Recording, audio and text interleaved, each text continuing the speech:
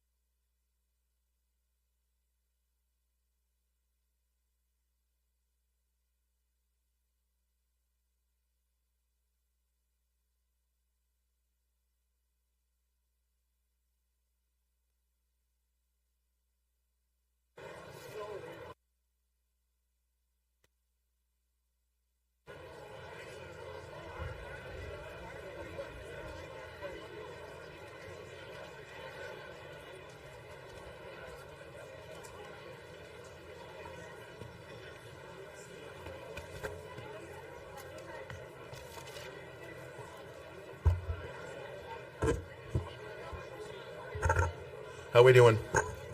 Good? Can I ask people please be seated? On va commencer. Quelques minutes. Personne peut s'asseoir, ça sera bien.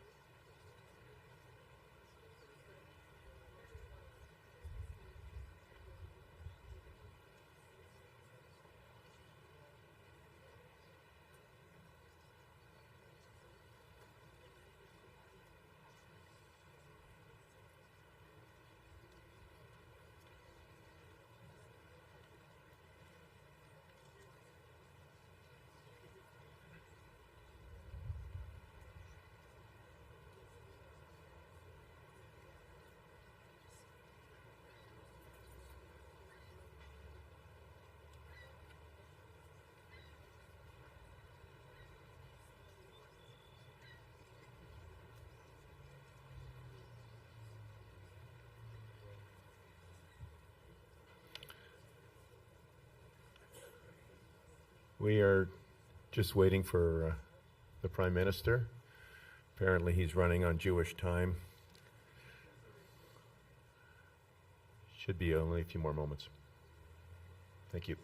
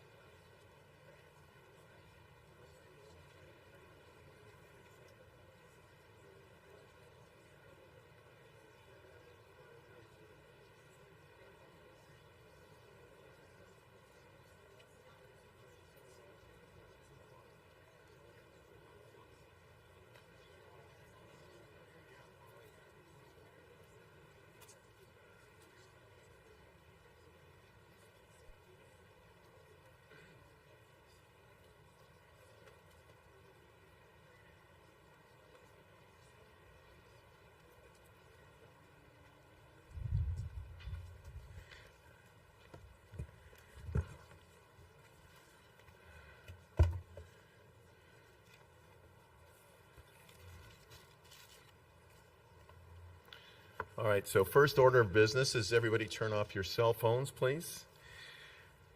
If you haven't done so already. Good morning. La Bodienia. Yo koso. Servos. Bonjour. Shalom. My name is Lawrence Greenspan. I'm one of the two co-founders, along with Joel Diener, who would have greeted you on the way in, of the National Holocaust Monument Committee. I want to first acknowledge that we are on the unceded land of the Algonquin Anishinaabeg First Nation territory. Those who know me know that I'm not a big fan of acknowledgement without action. I'll leave that one for another day. This year, Yom Hashoah will pay tribute to the 80th anniversary of the deportation of 440,000 Jews from Hungary from May 15th to July 9th, 1944.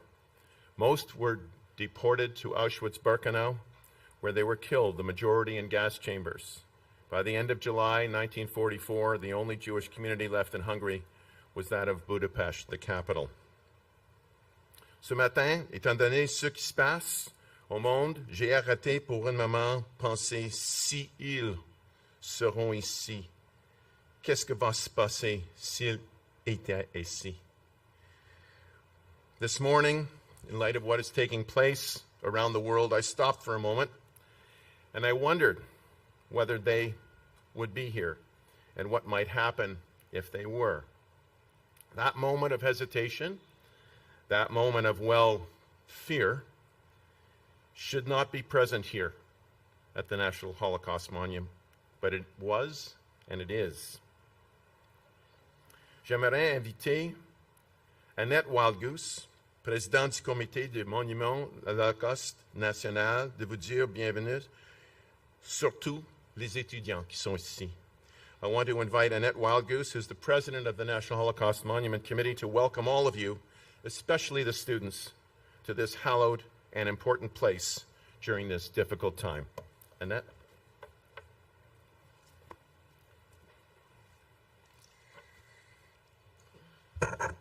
Good morning and welcome to the National Holocaust Monument in Ottawa, as well as to our viewers who are joining us via live stream. Bonjour et bienvenue au Monument National de l'Holocauste à Ottawa, ainsi que à nos téléspectateurs qui se joignent à nous via live stream. Le très honorable Monsieur Trudeau, Premier ministre du Canada, Monsieur Poilievre, chef de l'opposition, Mayor Sutcliffe, invited speakers and guests, welcome, bienvenue, shalom.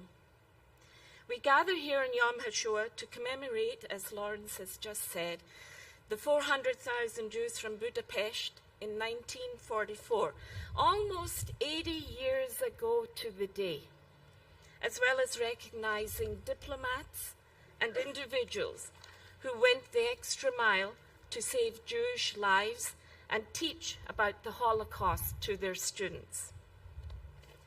Souvenons-nous également de ceux qui ont donné leur vie sur les plages de Normandie pendant la Deuxième Guerre mondiale, 1944, parmi lesquels se trouvaient de nombreux soldats canadiens. This would lead to the liberation of France and the rest of Western Europe and laid the foundations of the Allied victory against Nazism. To the Holocaust survivors who are with us today, David Moskovich, Vera Gara, Dora Goldman, Ruth Katz, Judy Young-Drich, thank you seems somehow insufficient for all that you have done for Holocaust remembrance. Your presence is at the very core of today's ceremony.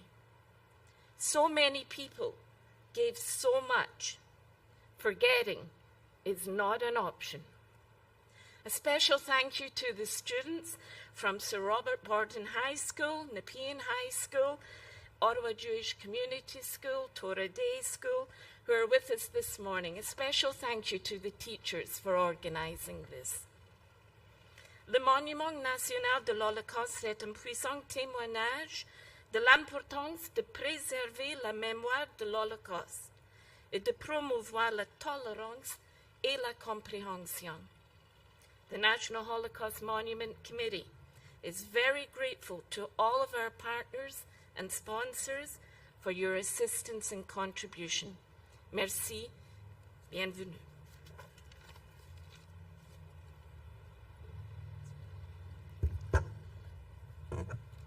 Thank you, Annette, for those remarks, and far more importantly, for all of the work that you've done as the real inspiration for this National Holocaust Monument and the committee. I'd like to call upon the survivors that are here today, one by one, to come forward and light a candle. First, Dora Goldman. Born in Mako, Hungary, 1933. In June 1944, she and her family were deported by train headed for Auschwitz. Their lives were spared when the train tracks were bombed out. Dora would spend almost a year in a work camp in Austria and would return to Hungary only to find out that her father had lost his life in a forced labor camp on the Eastern Front. Dora, if you would please come forward. Thank you.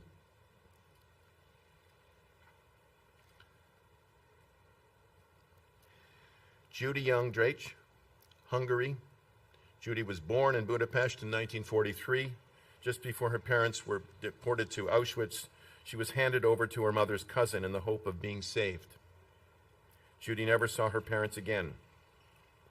Her father was a trained rabbi and archaeologist who worked in the Jewish Museum of Budapest.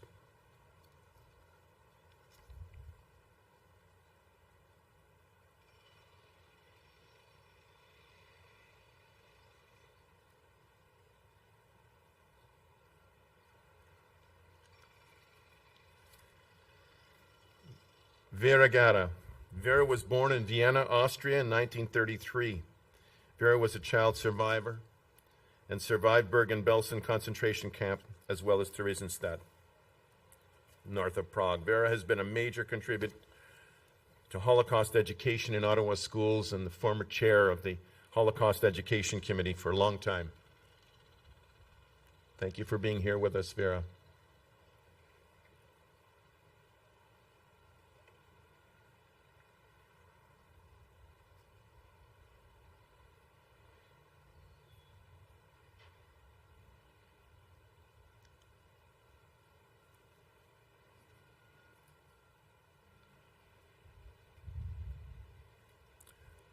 Ruth Gottlieb Katz. Ruth was born in Berlin in 1927 and would witness the rise of anti-Semitism in Germany. As a young Jewish girl, she would suffer physical and verbal abuse. As a refugee to Canada and a teacher in Quebec schools for over 45 years, Ruth has contributed to Holocaust education and discussions for many years.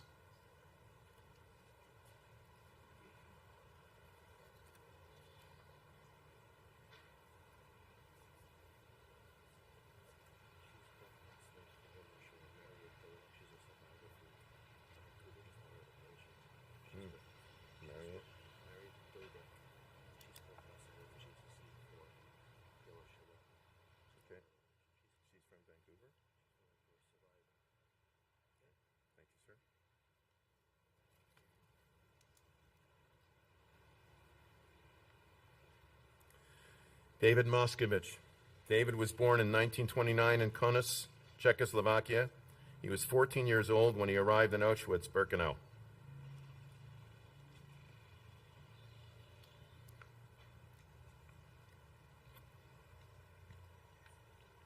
Same age as my father.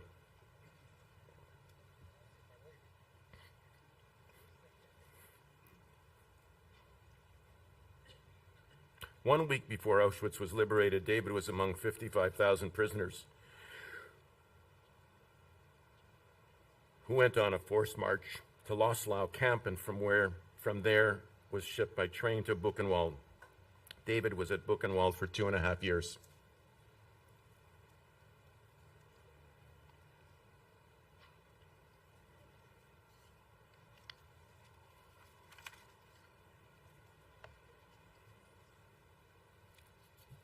An honorable mention for Mariette Dodek, survivor, who's here from Vancouver. Thank you for being here, Mariette. I understand that you spoke last night at the center, at Jewish Community Center. So I want to thank all of the survivors and the March of the Living students that accompanied them and invite Cantor Green to lead us in song.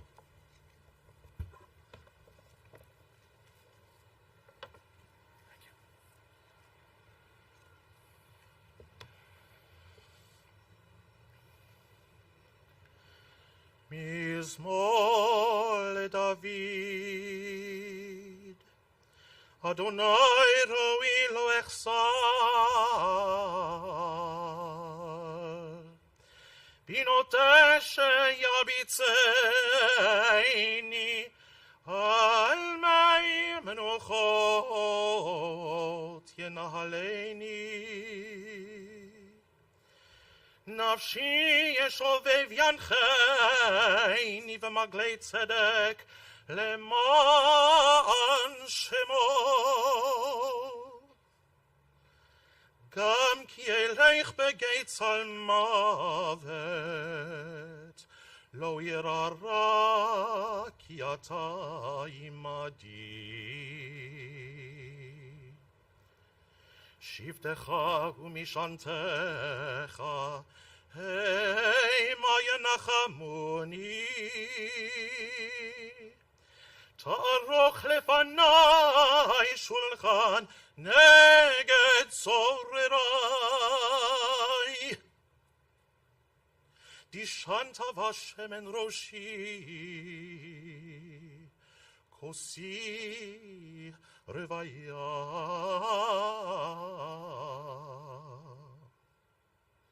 אך טוב וחסד ירדפוני כל ימי חיי,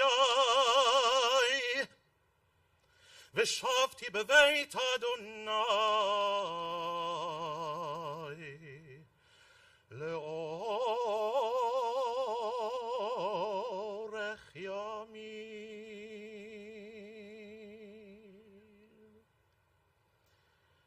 A Psalm of David. The Lord is my shepherd, I shall not want. God makes me to lie down in green pastures. God leads me beside the still waters. God restores my soul. God guides me in straight paths for God's name's sake.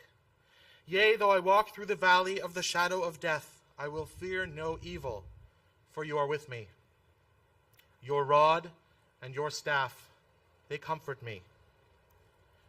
You prepare a table before me in the presence of my enemies. You have anointed my head with oil. My cup overflows. Surely goodness and kindness will follow me all the days of my life, and I shall live in the house of the Lord forever.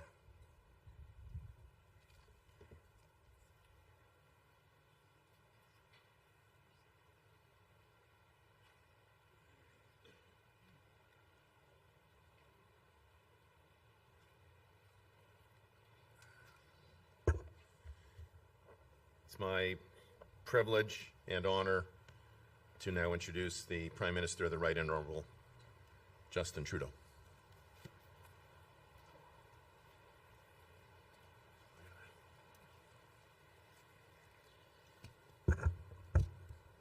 Thank you, Lawrence.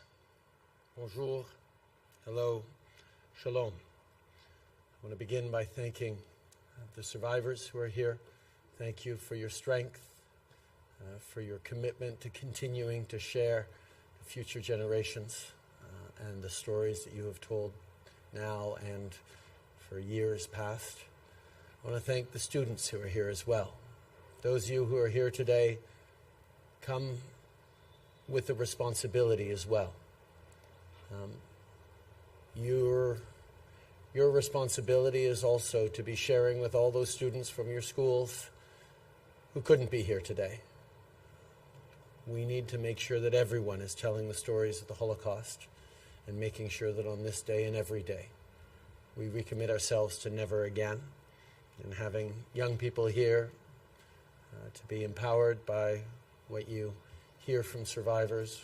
The conversations we have is really important about making sure that it gets properly shared around our communities and around our country. Je veux aussi remercier tous les leaders, politiciens et parlementaires d'être ici aujourd'hui pour honorer la mémoire des victimes de l'Holocauste, une des périodes les plus sombres de l'histoire. Today we mark Yom Hashoah. It is a day to remember and mourn the millions of Jews senselessly murdered in the Holocaust. The Nazi genocide of Jewish people remains the largest in human history, eliminating 2/3 of the Jewish population of Europe. Families were wiped away, and communities that have lived safely in different countries for generations were destroyed. On a tous un devoir de mémoire. Ce devoir, on doit l'exercer à travers l'éducation, la sensibilisation et la prise de conscience. On doit l'exercer en confrontant toutes les formes de haine, d'intolérance et d'antisémitisme. As we pay tribute to the memory of the victims and the resiliency of survivors, we reaffirm our pledge to never forget. I met Pinhas yesterday at the Toronto Holocaust Museum. Pinhas has an extraordinary memory. He has contributed significantly to various Holocaust memorials, and indeed is actually contributing to an AI that will help future generations have actual conversations with Holocaust survivors.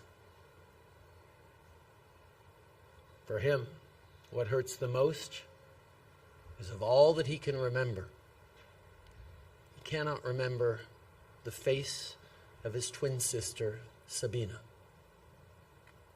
All he can remember is her blonde, braided ponytail when she ran over to their mother for one last hug as they arrived at the Majdanek concentration camp in 1943.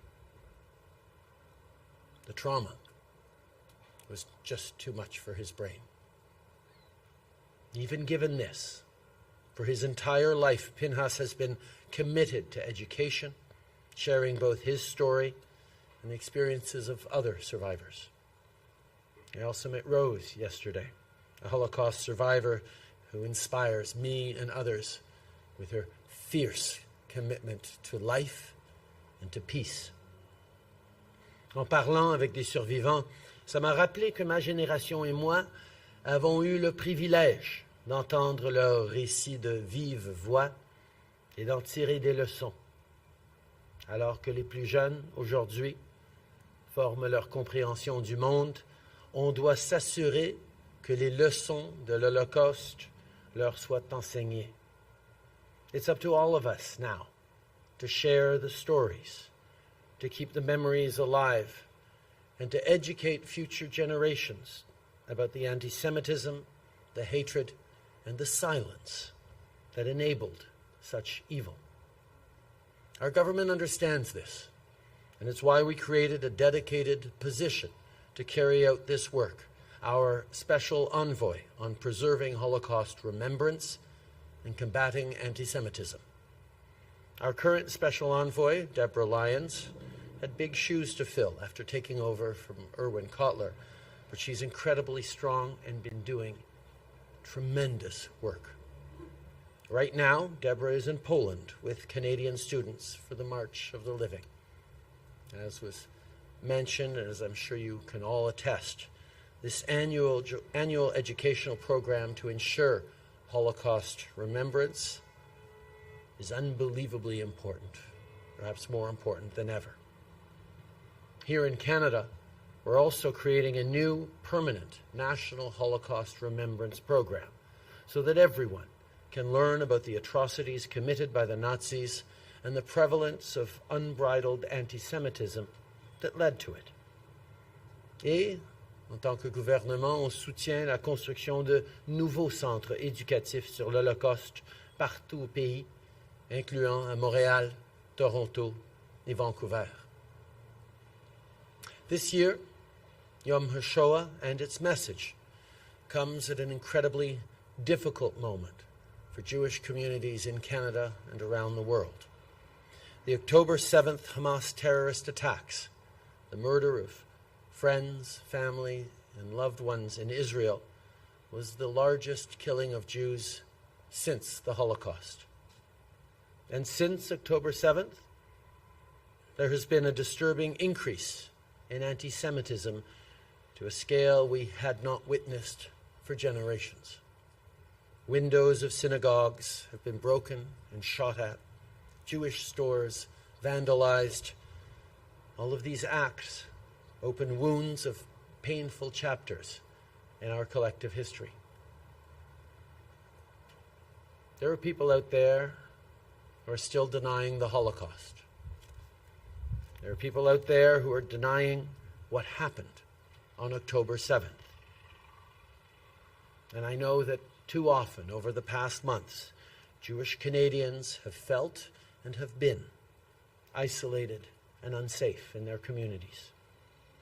People have felt unsafe to live openly Jewish lives in Canada, and that's not right. Let me be clear. In a country like Canada, it should be, and it must be, safe to declare oneself a Zionist, Jewish or not. Zionism is not a dirty word or something anyone should be targeted for agreeing with. It is the belief, at its simplest, that Jewish people, like all peoples, have the right to determine their own future. Shortly after the Holocaust, Israel was established as a safe haven for Jewish people, a place to live in security and with dignity, a place to build a future without fear. Threatening, harassing, and excluding Canadians because of their faith, their identity, or because they support the Jewish people's right to self-determination in their ancestral homeland is absolutely unacceptable. You can be a Zionist and strongly support the creation of a Palestinian state living in peace and security alongside Israel, a view I know is shared by many in the Jewish community and across Canada. It's my belief, too. Urgent work is needed now more than ever to keep that vision alive, of a two-state solution, of a comprehensive, just, and lasting peace. Anti-Semitism in every form, whether it's on the internet or in certain chants we've been hearing, is unacceptable. We all know that anti-Semitism wasn't new 80 years ago, and it didn't stop in 1945. And as my friend Erwin Kotler taught me, anti-Semitism is the canary in the coal mine of global hatred. What starts with Jews never ends with Jews. Ce qui cible les Juifs ne se limite jamais aux Juifs. On peut penser aux différents groupes ciblés et persécutés par les nazis. L'antisémitisme ne menace pas juste la communauté juive, ça menace nos valeurs communes, notre sécurité et notre démocratie. Ça met en danger notre capacité de vivre dans un pays où chacun peut contribuer à son plein potentiel. That's why combating anti-Semitism requires hard work every day. And this work cannot be a problem for the Jewish community to solve alone. It is not a problem for Deborah or Jewish organizations to solve alone. It is not a problem for governments to solve alone, though we will and must continue to do everything we can. It is up to everyone to take on this challenge, all Canadians together. Yom Hashoah nous rappelle aussi l'immense résilience du peuple juif, qui a non seulement survécu à des tragédies inimaginables tout au long de l'histoire, mais en est ressorti encore plus fort. Ensemble, on va passer à travers ce moment incroyablement difficile aussi.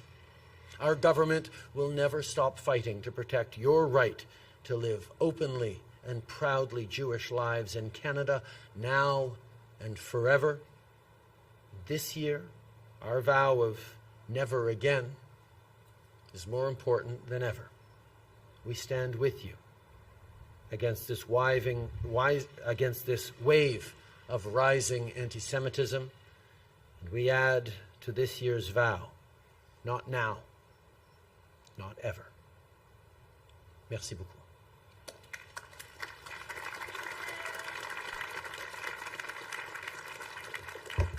Thank you, Prime Minister. I call upon the Honourable Pierre Poilievre, Leader of the Opposition, to provide comment.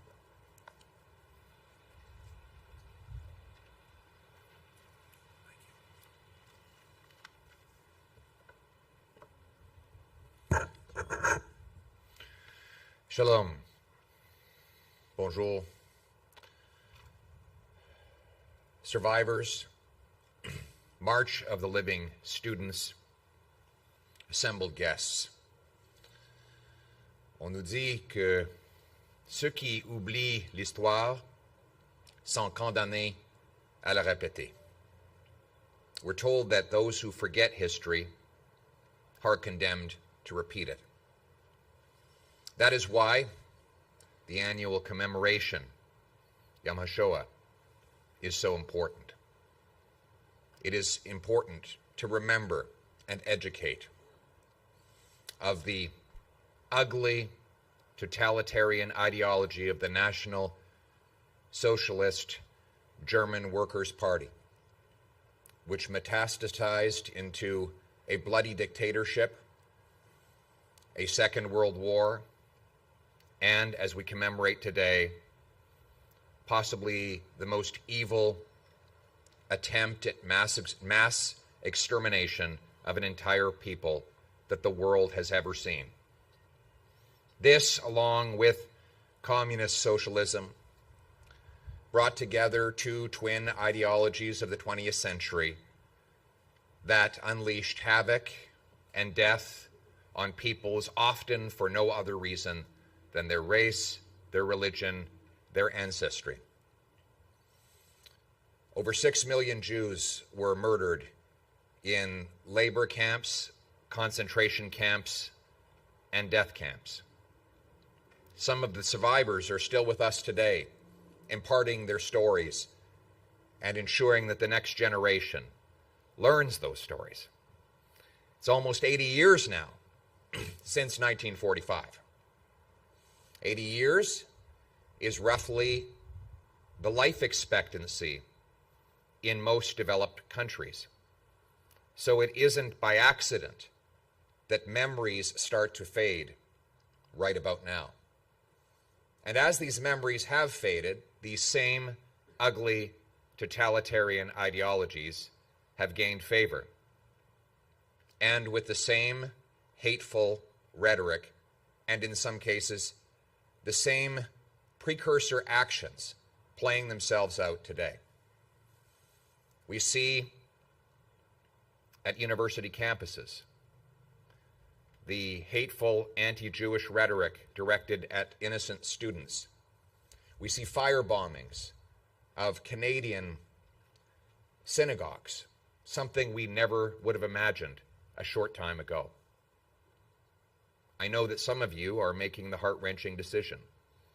Do I walk outside with the Star of David on my chest? Do I wear my kippah? Do I keep my mezuzah on the door? You worry about the safety of your loved ones in Canada.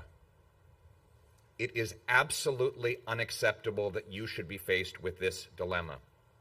You must be allowed to live fearlessly and proudly Jewish lives, and it is the responsibility of every Canadian, Jewish or otherwise, to stand with your right to do that.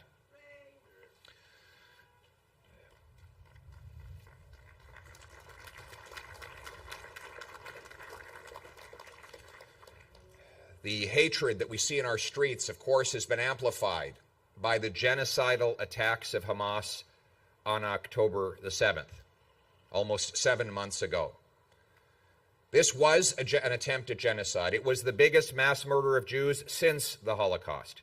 It was carried out by an organization that had full autonomous control over Gaza and enjoyed a ceasefire.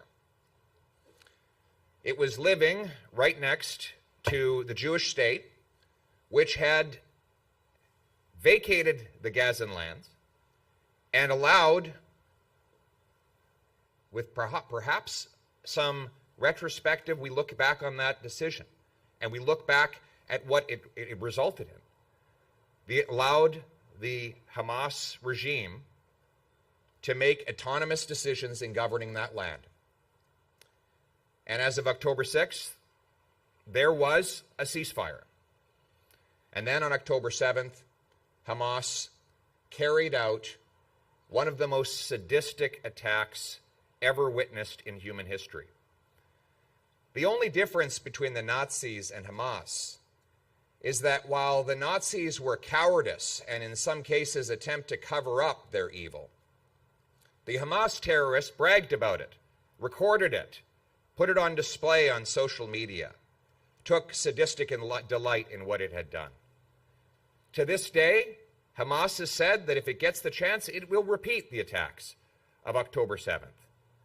And that is why it is incumbent on all democratic governments to state clearly that there is only one way to end this conflict, and that is for Hamas to disarm, to surrender, and to turn over the hostages, bring them home.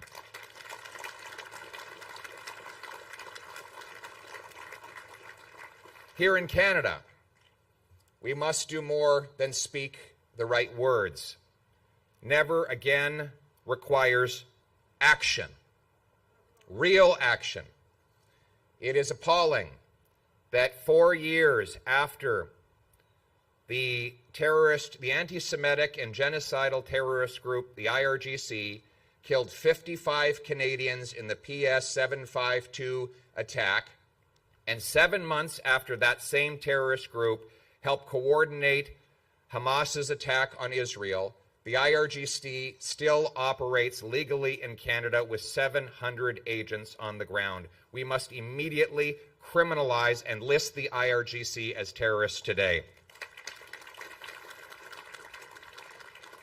We must establish a foreign influence registry to identify all the foreign agents that foment disagreement and division on the ground, and those that work for the Iranian regime must be exposed.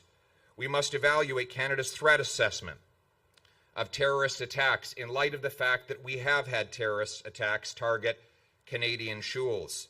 We must remove red tape and speed up access to the security infrastructure program so that we can defend all places of worship, Jewish and otherwise, against terrorist attacks. We must coordinate all law enforcement and intelligence bodies in one unified task force so that they can share information on imminent strikes so that those can be interrupted before they metastasize into a murderous attack.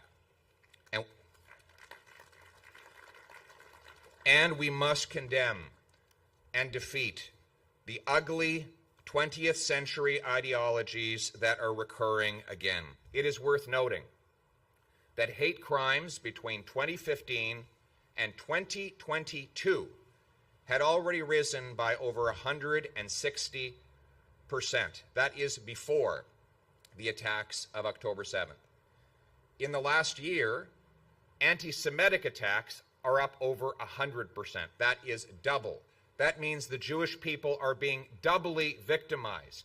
Once with the bloodshed they witnessed in their homeland of Israel, and again on the streets and in their synagogues.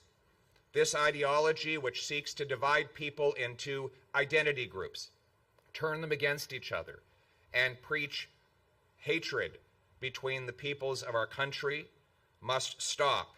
We must replace it with an identity, with an ideology that views everyone as an individual, that celebrates their personal character rather than denigrating their group identity. We must recognize that the Jewish people are always the first to be victims of this hatred, but are never the last. And the Jewish people who are here today who asked those terrible questions about whether they can display their Jewish symbols, from this Gentile, I have this message. You are not alone. You have friends. You have friends that stand with you, now and always. Friends that will stand up for Israel's right to defend itself. Friends that will stand with you against the ugly violence and hatred on our campuses and in our communities. Friends that will restore a Canada where you feel safe to espouse your faith in the security of your community. Friends who will be with you as always. I am honored to consider myself one of those friends. To the students who were part of the March of Living Committee. I did the March of the Living years ago between Auschwitz, the first concentration camp, and Birkenau, the most deadly of the death camps. And amid all the horror that history testifies in those places, I saw hope. There I saw young Jews placing stones on larger rocks, rocks acting as the replacement for tombstones that were never able to be laid, with the message to ancestors that we're here, we still love you, we haven't forgotten. Israeli flags blowing in the wind, the Star of David in the sky, as a message to the defeated Nazis, you will not stop us. We are still here. We are still Jewish. We sing the same songs, practice the same faith on the same land as our ancestors over 3,000 years ago. The trash can of history is filled with those who have tried and failed to destroy the Jewish people. And once again, the Jewish people will triumph. Your friends will stand with you in this triumph, and we will say loudly, here and everywhere, never again. Thank you.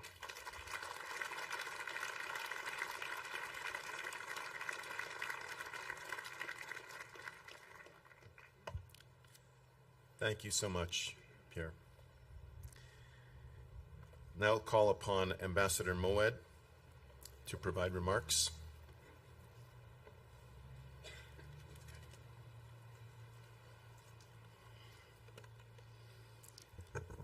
Shalom.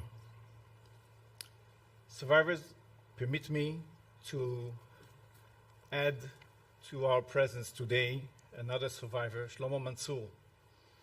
Shlomo Mansour is one of the 132 hostages being held in Gaza. He just celebrated his 86th birthday. He survived the Farhud, the pogroms that was inflicted upon the Jewish community in Iraq. He was taken from his home and is held in Gaza.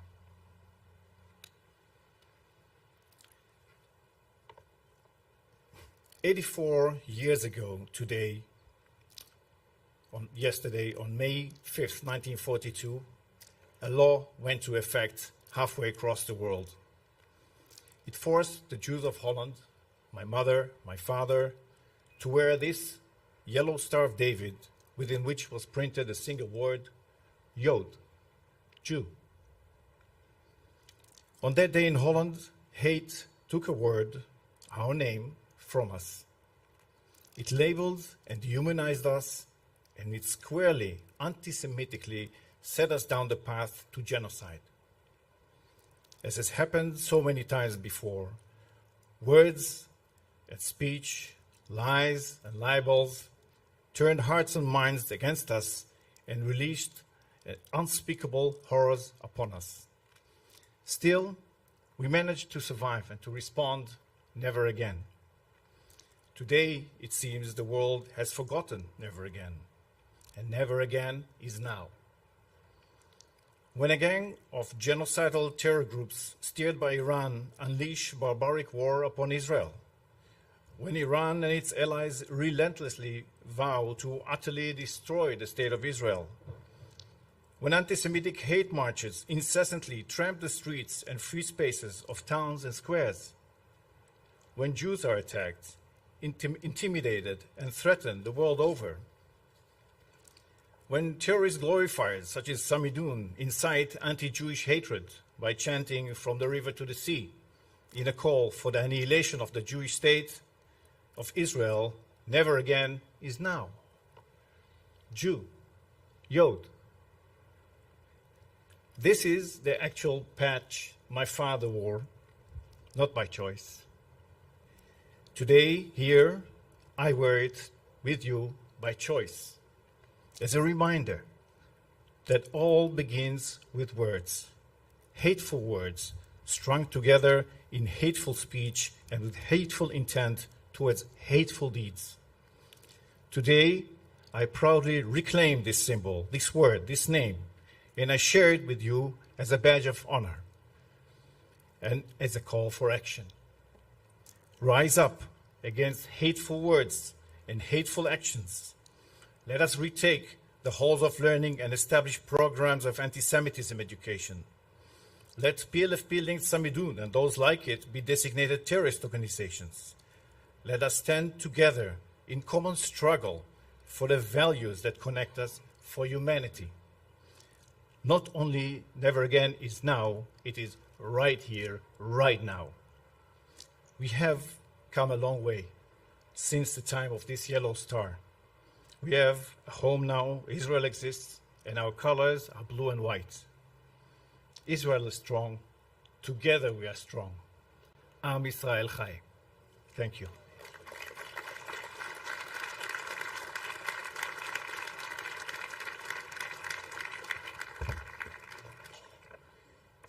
Toda rabba. I'd like to invite the Ambassador of Lithuania, Ambassador Skusiewicz, to introduce the next guest, Atis Bankas. Ambassador.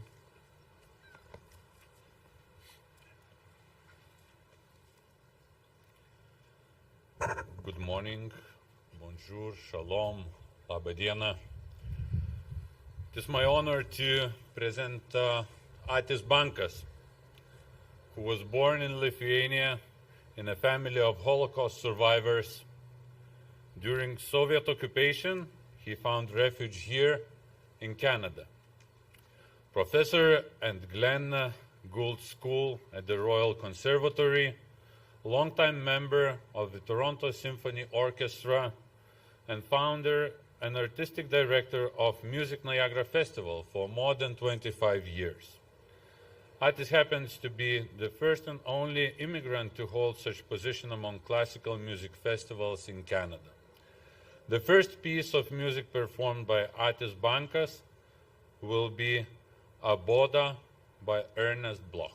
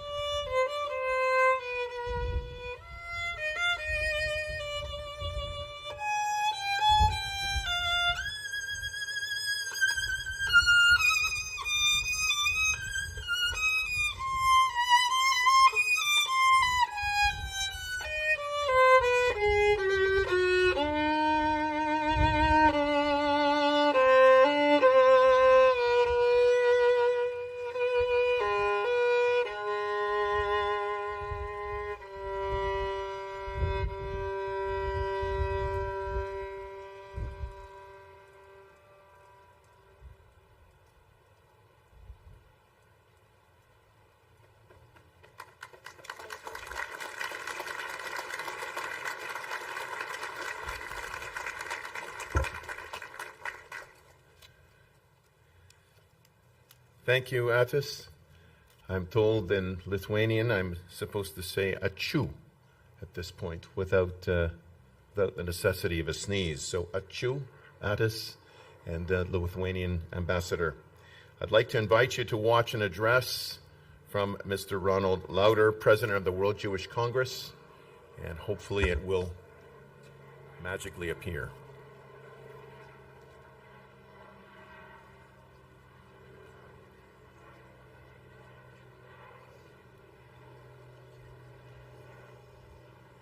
I want to thank the National Holocaust Monument Committee for the opportunity to join you today, with apologies that I cannot be with you in person. I know there are many distinguished speakers and guests, prime ministers, parliamentarians, ambassadors, but most important of all, there are survivors of the concentration camps that I want to thank the National Holocaust Monument Committee for the opportunity to join you today, with apologies that I cannot be with you in person.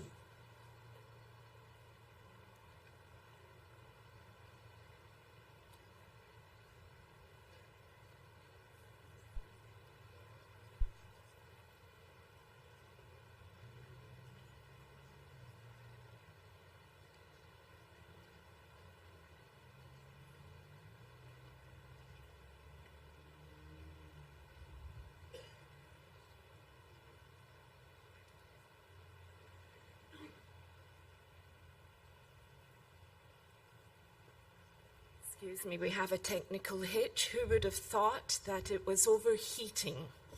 So please be with us for a few minutes.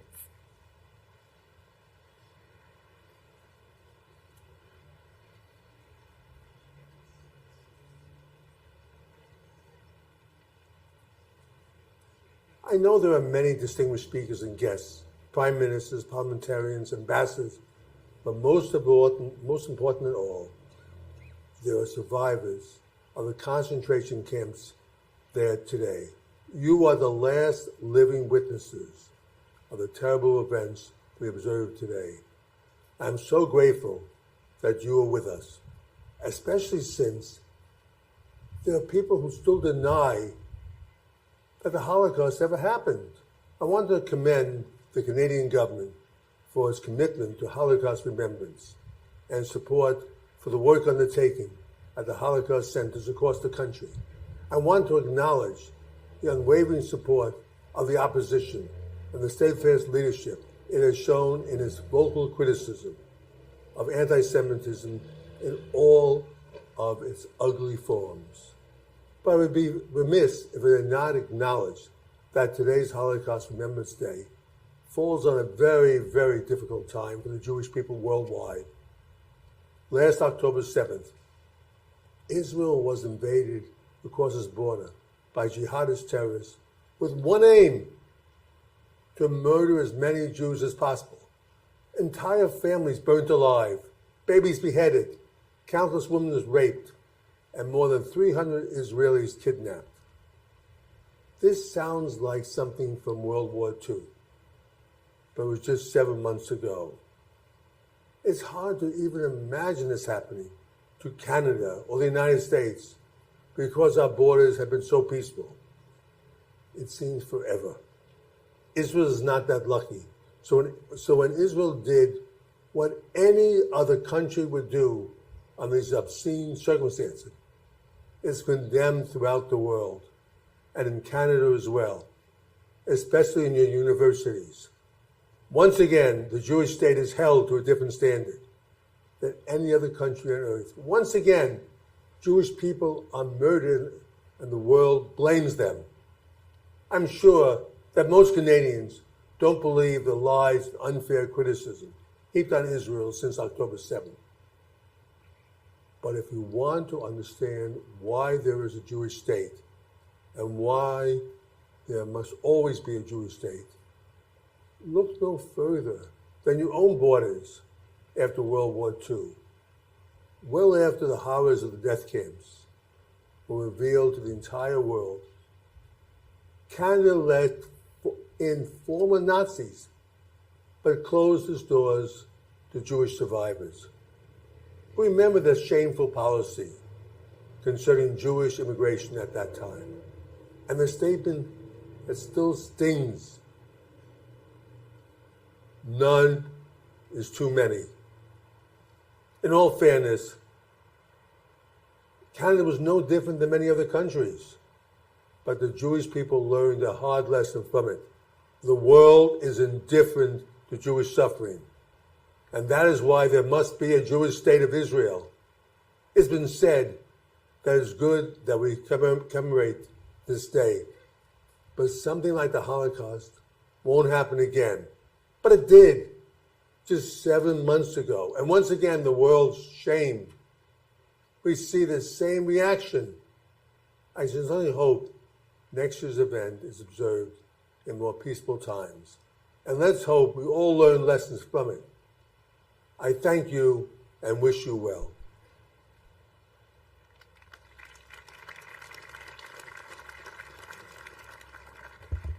Thank you, Mr. Lauder. If I could ask the Ambassador of Hungary, Maria Vas-Salazar, to come forward and offer remarks. Thank you.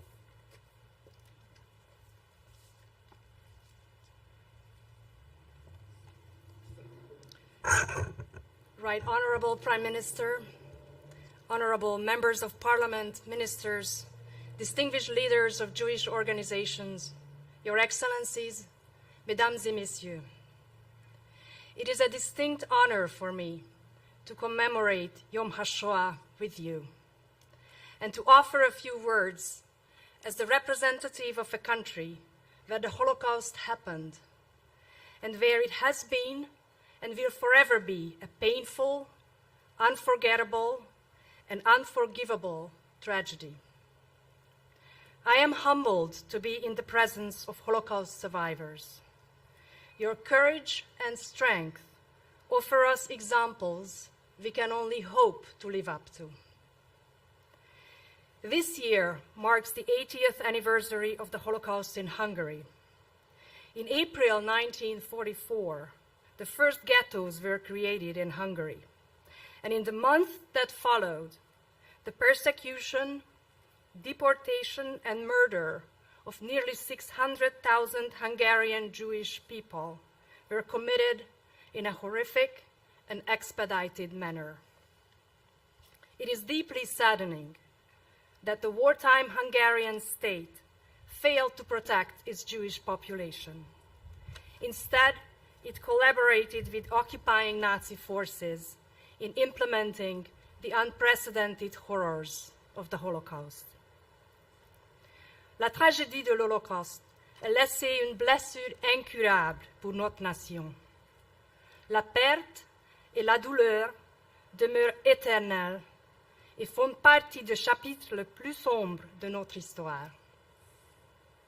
Although there were many people, known and unknown heroes, who risked their lives to save Jews in Hungary, the responsibility of the Hungarian regime at the time in committing unspeakable crimes against the Jewish people, and in fact against humanity, was unforgivably grave. The responsibility of our generation is to ensure that such unspeakable crimes could indeed never happen again.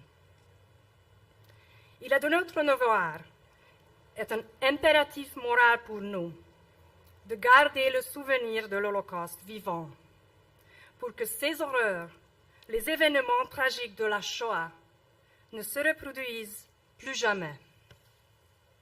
C'est pourquoi le gouvernement de la Hongrie a déclaré et pratique tolérance zéro pour toutes les formes d'antisémitisme.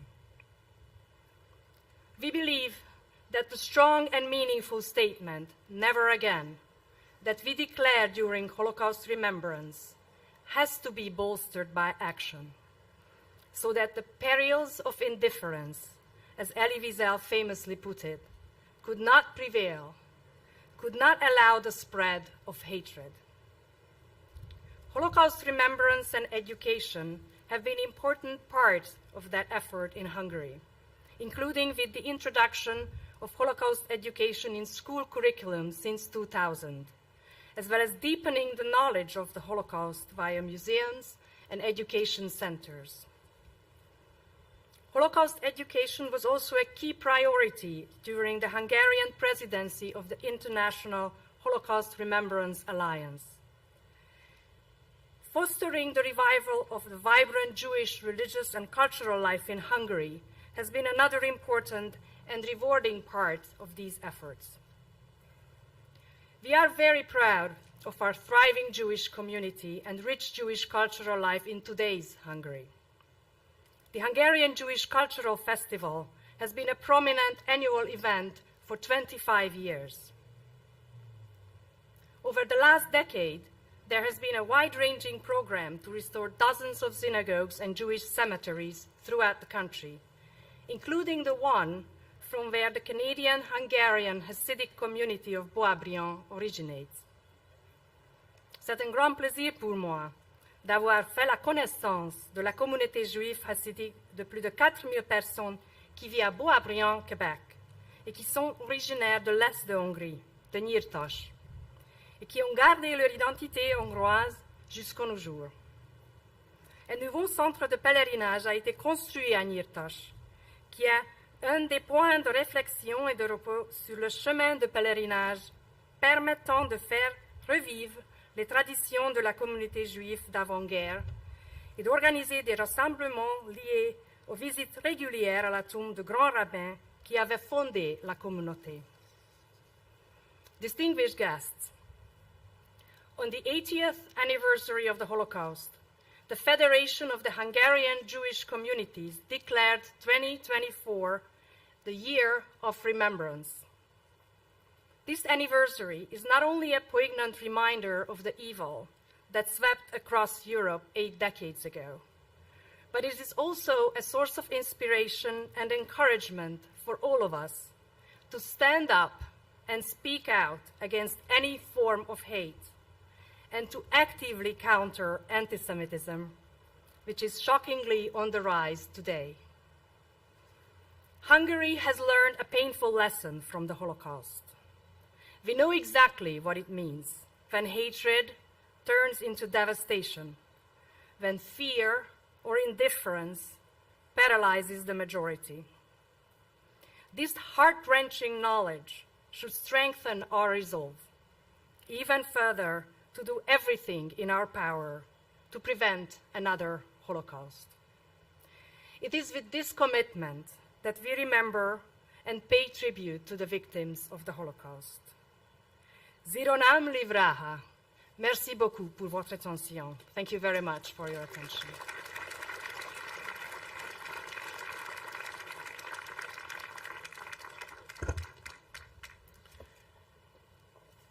Because of the presence of so many students here today, I just want to add a little something to the comments about none is too many.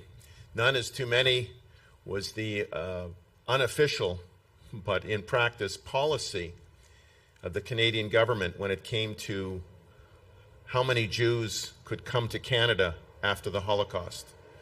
That's where that was the inspiration for the book that was written by the late Irving Abella, and that's a policy that was in place post-World War II. For all of us, one of the things, and I'm the husband of a small Jewish Israeli leader here. The policy was before World War II. After World War II, Canada accepted a large number of survivors. Mr. Lauder made a mistake. It's okay. All of us need to learn. Thank you.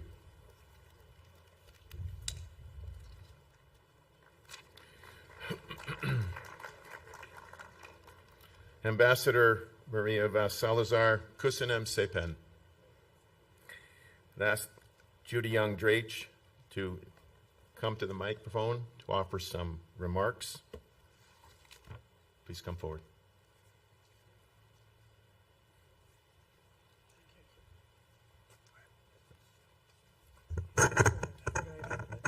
Yeah, that's good. Thank you. I'm afraid there's going to be a little bit of repetition with other speakers, but it's inevitable. Le devoir de mémoire est le titre que j'aimerais donner à ces quelques mots qui suivent, mais en anglais. It was almost exactly 80 years ago, in the spring and summer of 1944, that the murderous part of the Holocaust came to Újpest, the suburb of Budapest, where I lived with my family.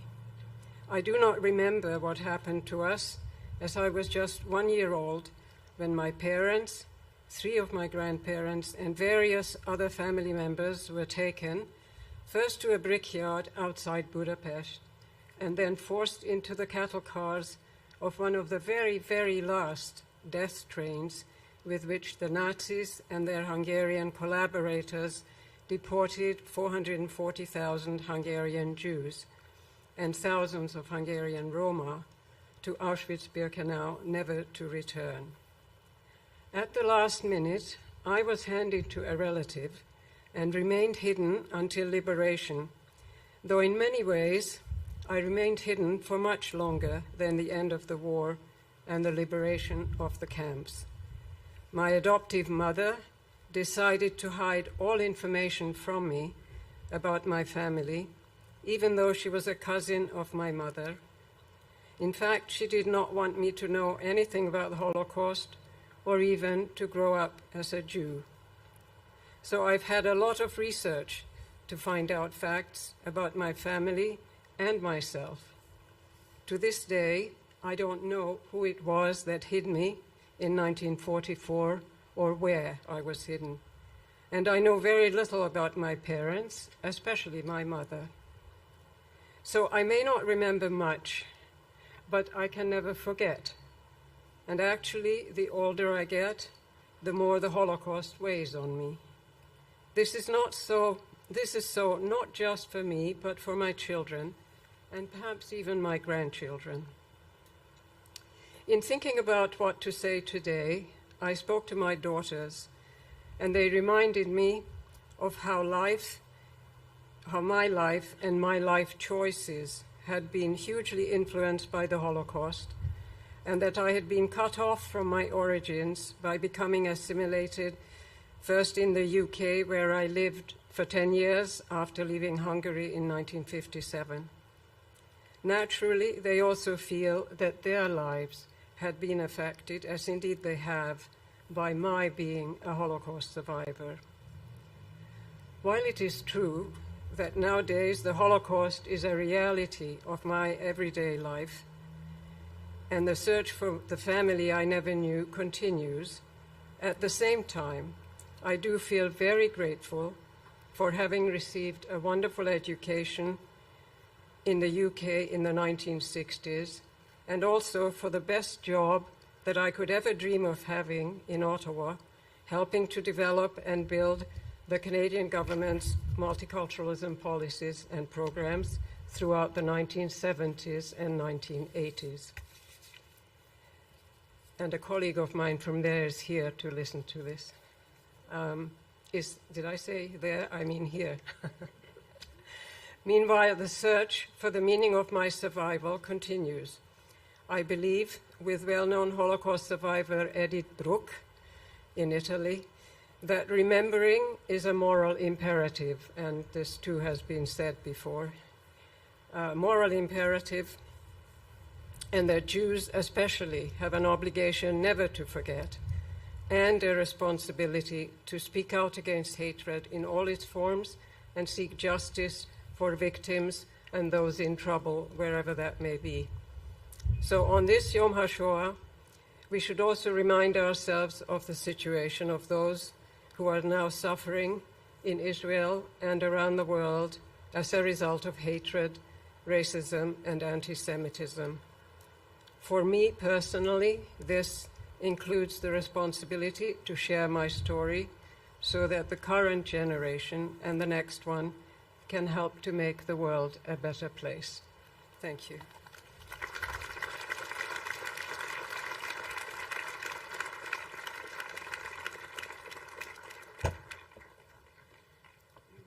Call upon Ambassador Yamanuchi of Japan to offer remarks on Sugihara, a Japanese diplomat who saved Jewish lives, and on Hannah's suitcase and selected slides.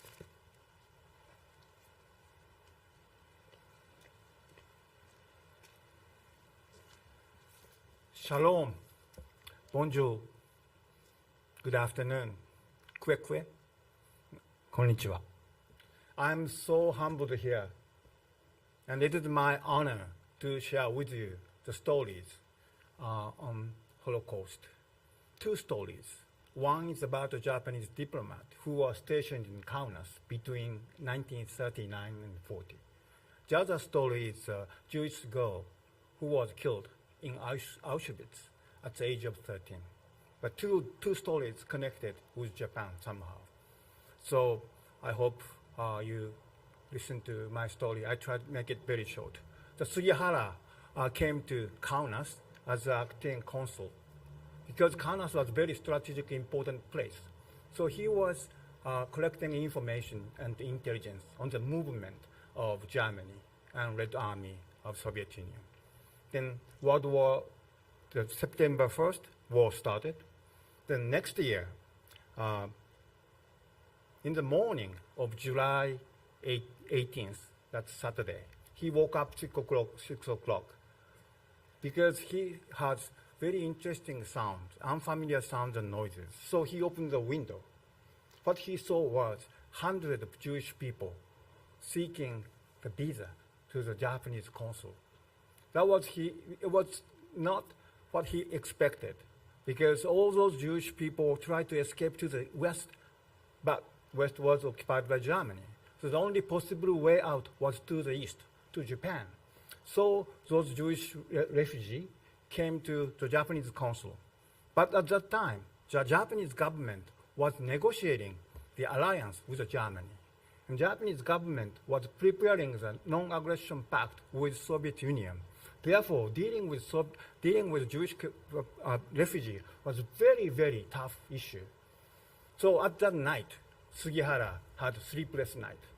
As a diplomat, he ought to follow the instruction from the government. Don't write the visa. But as a human being, he's a person who believes in humanity. So he had a struggle inside. So he had a sleepless night until next morning. Then at the next morning, he decided, I hear my true voice from my heart. So against the instruction from the home government, he started to write visas, handwriting. In 6 weeks, he wrote visas more than 2,000. And he had a pressure from the government. But at the same time, he had a pressure from the Soviet Union, because now Kaunas is occupied by Soviet. So Soviet request to close the consulate. But he was making excuse, then he was writing visas to the refugees. It was a matter of up until 31st of August, the year. Then he wrote more than 2,000 visas, and it is said that thousands of Jewish lives were saved by his visas. Those Jewish refugees traveled from Kaunas to Moscow to the Vladivostok, then to Japan. But Sugihara was considered an officer who violated the instruction. So he was basically kicked out from the Japanese government after the war. The Jewish people remember him, but somehow all the records and documents were lost because of the war. So the Jewish people could not find him until 1967. It was an amazing story. Israeli diplomat in Tokyo found him. Up until then, he didn't tell anything about the visas because he thought it was a disgrace in terms of the government sort of ideas. But Jewish people respected him. The next year, he was invited to Israel. Then he met all those leaders. But he said those visas he wrote was at the risk of losing his jobs. So that was a moment of the Jewish people realized what he did exactly. Then he became considered as righteous among the people, 1984. Then 2 years later, he passed away due to the heart disease at the age of 86. That is about the story about Sugihara. But I would like to express, without Jewish community who tirelessly seek him, discover him, that was because of that I'm here to tell about his story. Otherwise, the truth wouldn't come out to the world. The second story is a very different one. But this is the girl called Hannah Brady, who was born 1931, May 16. And she was killed at Auschwitz, 1944, October 23, at the age of 13. Then, except her family members, her name was forgotten. She was just one of those 6 million Jews who were killed in Holocaust. Times passed. 46 years later, year 2000, in Japan, one Japanese woman whose name is Fumiko Ishioka, she is running the non-profit organization for the Holocaust education in Japan. Then she had a connection with a museum at the Auschwitz. So she borrowed their one item. That is a suitcase. So that is a good example to educate the Japanese girls what happened. Then Fumiko discovered one little sign, name of the suitcase. Hannah Brady, born 1931, May 16. So she got interested. This is life. So she tirelessly worked hard to discover who she was. So she made many trips. Then she discovered a living brother, elder brother called George. So George lived in Canada. So she came to Canada to meet with his elder brother, George. Then Fumiko Ishioka, heard the stories of little girl who only has a 13 years life. Before beautiful life starts, she passed away. But then that story itself was amazing. Then one Canadian journalist, Karen Levine, discovered this story. So she did the radio documentary and wrote a book called Hannah's Suitcase. That became the best-selling book, and here and in Japan. So one thing I want to tell you is, yes, we are here, all here, to commit to never again. But telling the story, seeking the truth, and pass down the story to the next generation is very, very important to remember. Otherwise, all those untold story was not told. So I ask you to work together to discover truth, facts, details, and to tell the story to the next generation for never again. Thank you very much.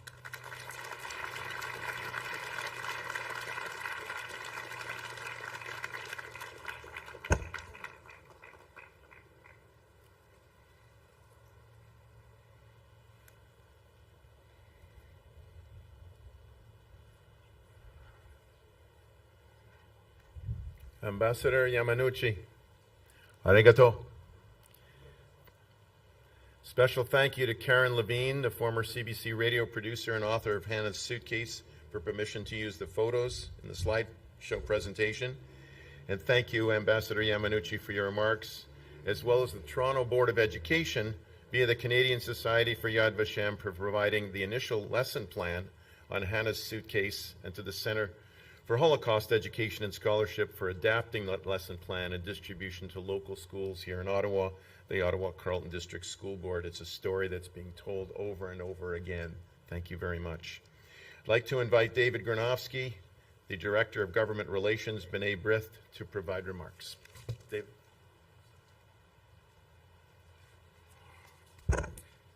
Good afternoon, everyone. I'm here today to deliver remarks on behalf of B'nai B'rith Canada, this country's most senior human rights organization. Chaque année, à mesure que nous nous éloignons de la conclusion de la Shoah, l'importance de la commémoration de l'Holocauste devient encore plus vitale. Cependant, cette année, la tâche qui consiste non seulement à commémorer, mais aussi à tirer les leçons du passé, semble encore plus importante.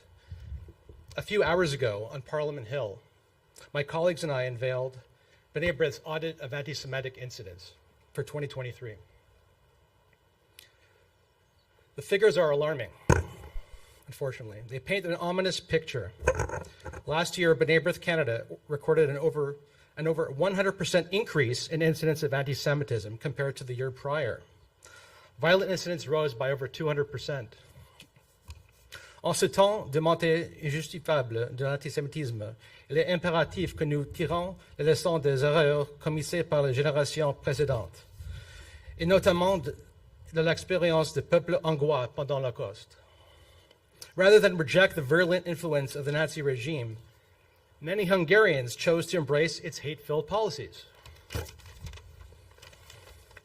Pragmatic indifference allowed the plague of anti-Semitism to consume the Hungarian population. The consequences of such complacency are clear. The Nazis and their collaborators were able to murder or to deport over half of the country's Jewish population to the concentration camps and their gas chambers within 4 months of the German invasion of Hungary. Plus jamais ne doit pas seulement signifier que les Juifs ne seront pas plus jamais des victimes. To prevent history from repeating itself, never again must mean that never again will whole nations, indeed whole civilizations, turn their backs on their fellow human beings. Considering the data released today by B'nai B'rith Canada, it is clear that in Canada, the time for never again is now. Now. Today, as we reflect on the past, we must also give due consideration to our future. The anti-Semitism overwhelming our nation right now requires a national response. A national response. And I encourage each and every one of you to heed history's warnings and to take action to ensure that our country, our Canada, remains a welcoming and safe place for all. Yes, for all. May the memories of the 6 million be a blessing. Thank you.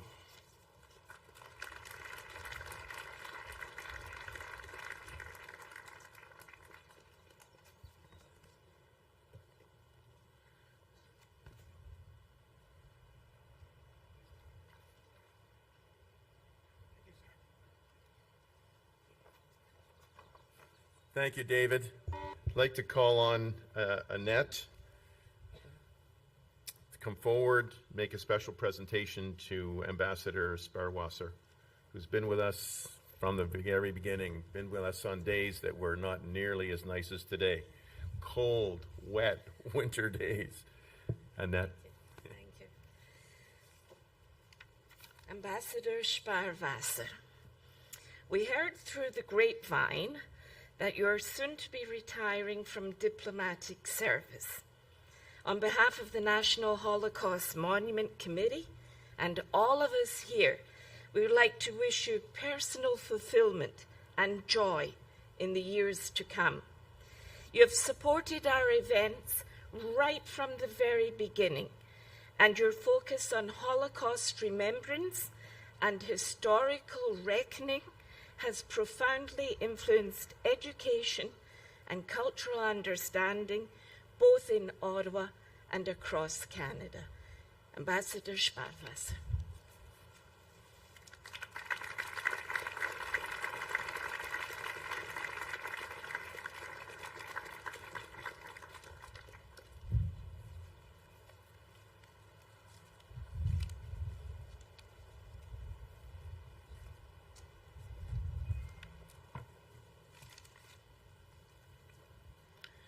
Well, as somebody who tears up when I watch Suits, I don't know how we're going to make it through this one. Addis Bankus will play Schindler's List theme song by John Williams. Addis.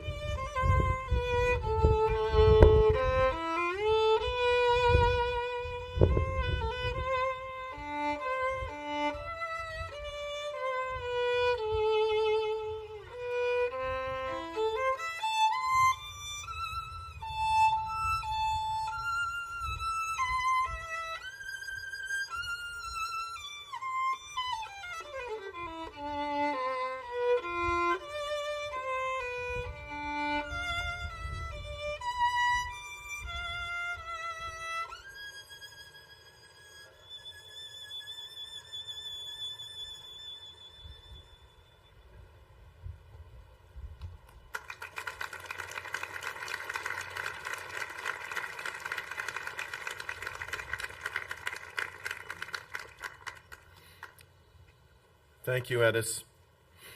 I'd invite Shimon Koffler, President and CEO of CEJA, to offer closing remarks. Shimon.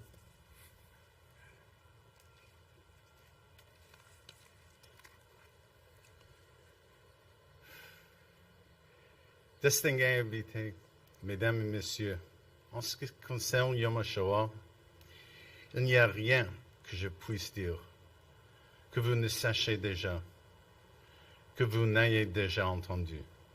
Mais ce que je peux faire, c'est partager un point de vue sur ce que tout cela signifie aujourd'hui, alors que nous essayons de donner un sens aux réalités choquantes auxquelles nous sommes confrontés. As Yossi Klein Halevi put it, who could have imagined that the most passionate outbreak of student activism since the 1960s would be devoted to delegitimizing the Jewish people's story of triumph over annihilation? As he notes, this moment did not happen in a vacuum, and the anti-Zionist forces within the academy have been preparing the ground for decades, systematically dismantling the moral basis of each stage of Jewish history. The attack began with the transformation of an incredible story of rebirth, a story of a dispossessed indigenous people repatriated to its ancestral homeland into an expression of European colonialism.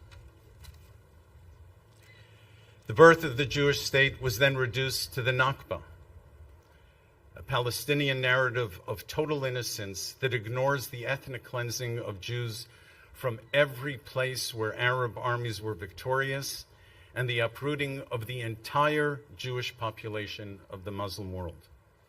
In 1967, Israel was cast as an apartheid state, turning Zionism, a rich, multifaceted movement representing Jews from across the political and religious spectrum, into a racist ideology.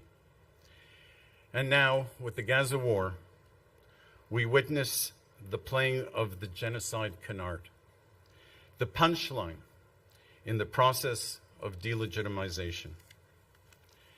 To turn the Jewish state into the world's arch criminal requires three forms of erasure.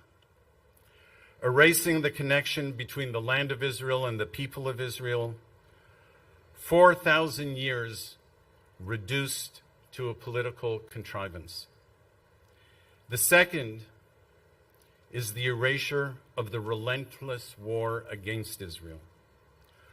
Only by erasing Hamas's atrocities and ambitions can Israel be branded with the mark of Cain.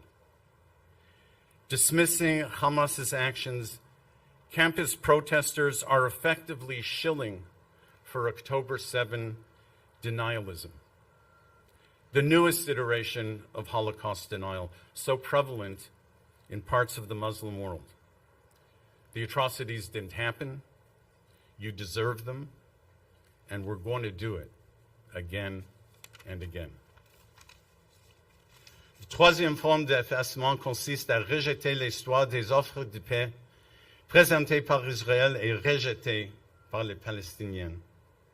There is in the annals of history no parallel example of another national movement representing a stateless people that rejected more offers of self-determination than that accorded to Palestinian leadership.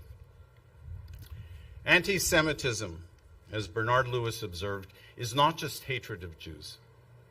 It is to attach to the Jew the idea of cosmic evil.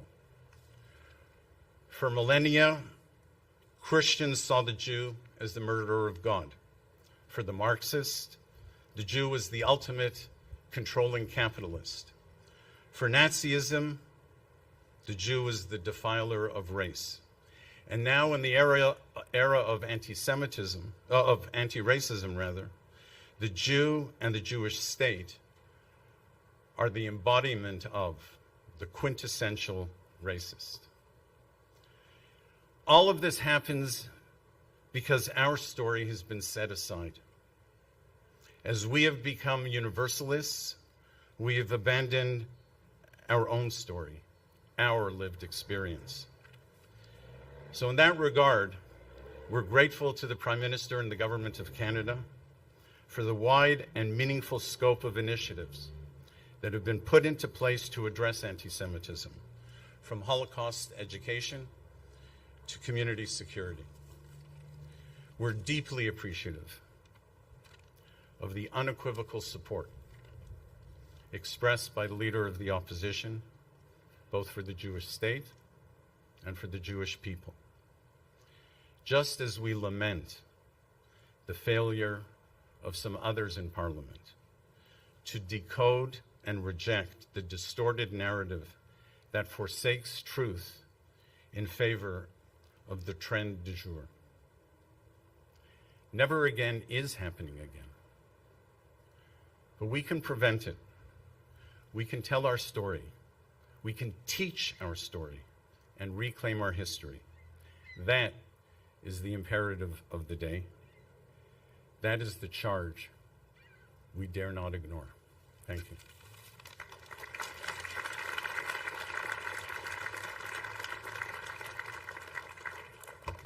Thank you so much, Shimon. We call on Rabbi Idan Sher to lead us in prayer. Rabbi? I see you have an assistant.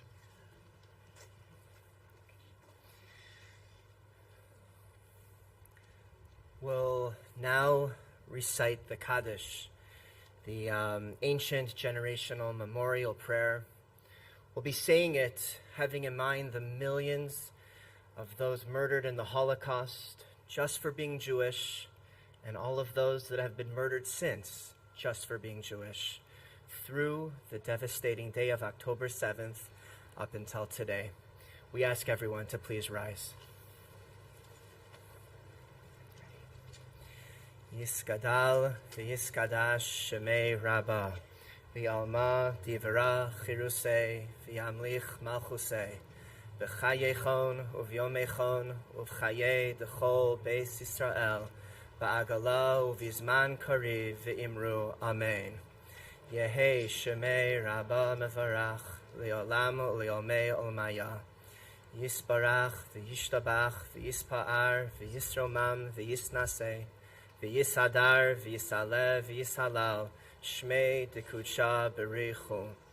Li'ela min kol berchasa v'shirasa, tushbechasa v'nechemasa, ta'amiran bi'alma v'imru Amen. Yehi shalama Rabba min shemaya, v'chayim aleinu, v'al kol Yisrael v'imru Amen.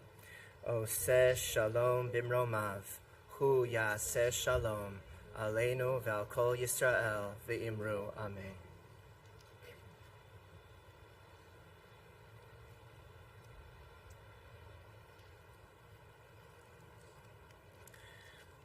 Flora Love Katz to sing O Canada.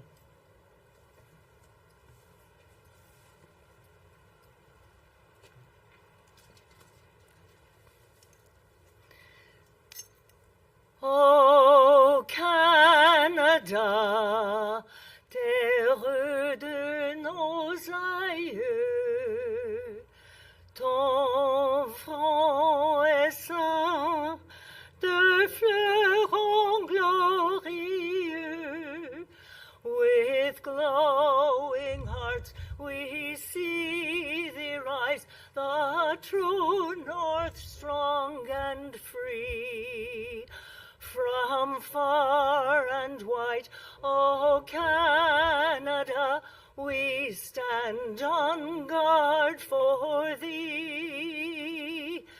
God keep our land glorious and free.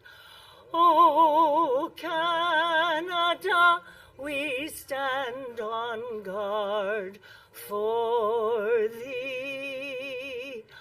O Canada, we stand on guard for thee.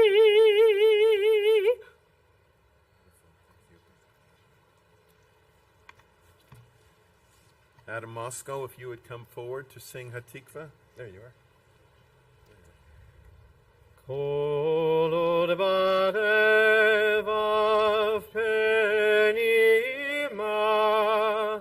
nefesh Yehudi homia ulfate mizrach kadima ayin letzion Sophia Od love tikvatenu, hatikva bachnot alpayim, liotam chofshi be'artzenu Eretz Zion Yerushalayim. Liotam chofshi be'artzenu Eretz Zion Yerushalayim.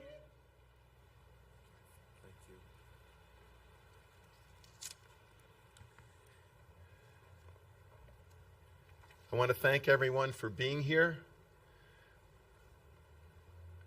Though the sun is out, we haven't had a lot of sunshine on our community, not just here, but everywhere. We've heard some wonderful speeches and presentations about what is and what should be. Let's take those messages out there and turn them into action. Thanks, everyone, for being here. Reminder to lay stones on your way out. And I would ask only that the Holocaust survivors and the presenters come to the podium for photographs. Merci beaucoup pour être ici aujourd'hui. On va continuer la lutte.